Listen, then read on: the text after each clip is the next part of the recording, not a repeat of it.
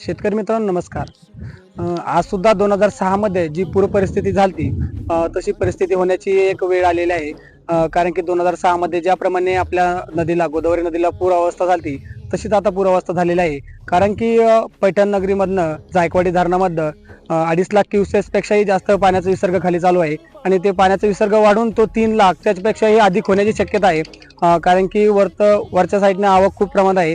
जायकवाडी धरणामध्ये सध्याच्या स्थितीला 2,70,80च्या आसपास आवक आहे आणि 2,60चा खाली विसर्ग चालू आहे.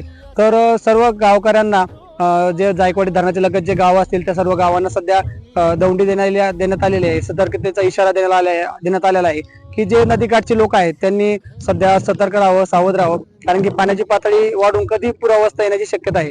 तर सर्व नागरिकांनी जागसूत राहावं आणि जे गावातील युवा पिढी असेल त्या युवा पिढीने आज रात्रभर तरी सतर्क राहून आपल्या जे गावातील लोकवस्ती असेल त्यांची काळजी घेणं अत्यंत गरजेचं आहे. आणि जर कुठे तुम्हाला वाटलं की पाण्याची पातळी वाढते, पूर अवस्था येण्याची शक्यता आहे, तर आपल्या वस्तीतील जे लोक असतील त्यांना एका सुखरूप ठिकाणी नेणं हे अत्यंत गरजेचं आहे.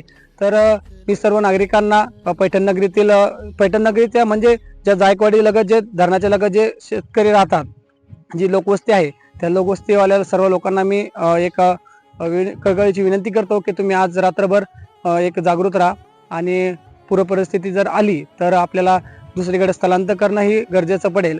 तर सर्वांनी जागृत राहा, एकमेकांना सहकार्य करत राहा व प्रशासनातही देखील आपण मदत घेऊ शकता. तर सतर्क राहा, सुखरूप राहा. धन्यवाद.